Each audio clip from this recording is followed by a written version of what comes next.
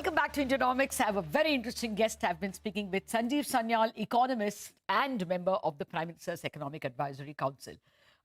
Sanjeev, you spoke about how you have spearheaded process reforms.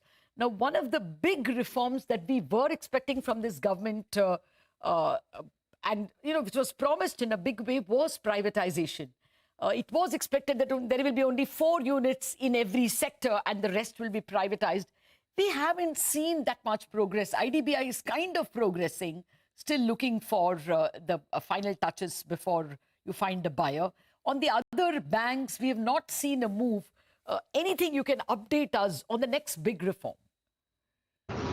So first of all, process reforms are somewhat different from this. Privatization is not process reform. So let me explain what process reforms is, and then I'll also talk about privatization. See, process reforms are different from structural reforms. In structural reforms, whether it's GST or insolvency and bankruptcy code or privatization, you are basically changing the structure of whatever activity you're doing. Process reforms does not change the structure. You basically take the same thing that you're doing, that particular activity of the government, and make the process more efficient. So that is the reform agenda that I have been focusing on all this while. And I can talk, I've written extensively on it, so you can look them up on YouTube or on the newspapers. But as far as privatization is concerned, that is a structural reform in that you actually change the structure. You sell off that body or something. And there, let me say that we have been systematically lowering the government's shares, occasionally privatizing as in the case of Air India.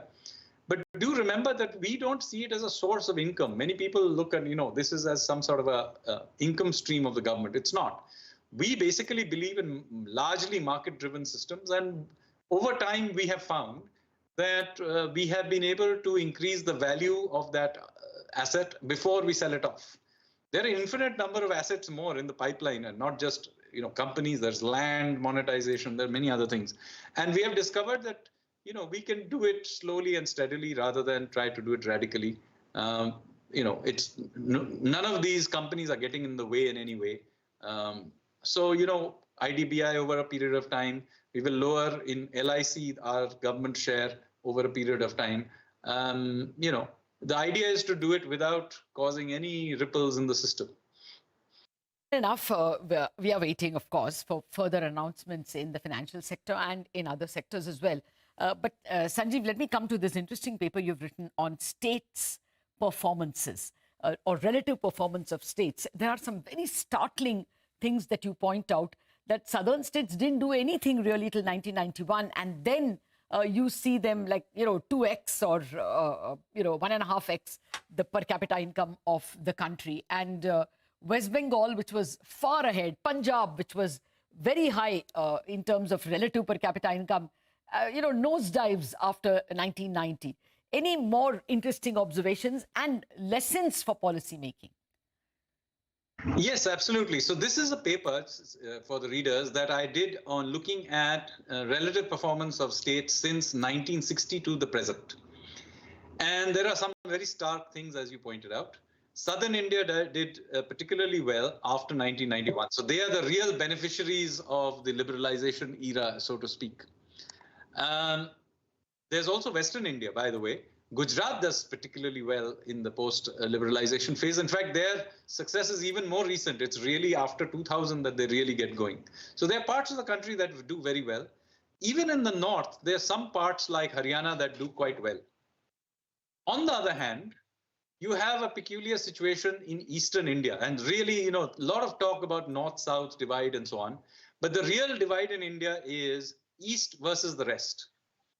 West Bengal is a particularly poor performer, but even Bihar is done quite poorly.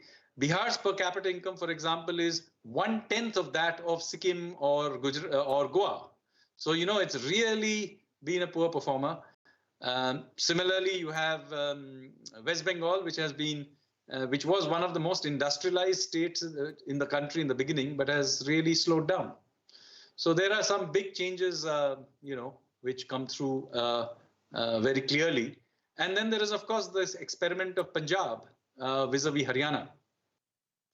So you have Punjab, which had the highest per capita income of any of any sizable state till the early 1980s. And since then, it has performed particularly badly, so much so that Haryana now has a per capita income which is 70% higher than that of Punjab, which is right next door. Fair point. Actually, just a word more on, West Bengal. West Bengal, as you point out, is a maritime state, a coastal state. And all the coastal states have done well, because of this advantage. West Bengal also had the advantage of the first educational institution. Presidency College comes there first, 1817. Banaras Hindu University comes 100 years later. And we still see West Bengal losing. What is the policy draw from this? Did they become socialist too early? Well, not too early. Just becoming socialist is bad for you. It doesn't matter when you do it. I mean, I lived in Kolkata in the 1970s and 80s when these policies came in place. And I'm afraid I am witness of the murder of Kolkata, how industrial base of Kolkata was systematically destroyed. Entrepreneurs were pushed out. And it's a state that then drifted down to where it is now. Now, of course, some national level policies also hurt Eastern India. For example, you had the freight equalization rules, which were there, which meant that the resources of Eastern India were sent at equal freight to the rest of the country. So, Southern India, Western India benefited from, say, for example, Jharkhand's mines, when it should have been Jharkhand and the neighboring states. So there were national level policies that did hurt Eastern India. But Eastern India has to take account of itself as well. I mean, for example, the freight equalization was removed in the 1990s. We've had 30 years since then. And, you have still not recovered. Yeah. You had, for example, a gangster political sort of culture in Bihar. Yeah. Now, you can't say that you don't pay the price for having that. Right. So I think local, state level policies matter. If those policies are,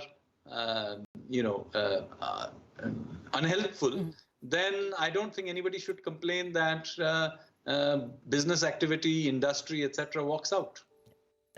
Fair point. I guess the southern states will have a lot to rejoice in what you're saying. But just a final question, since we are out of time.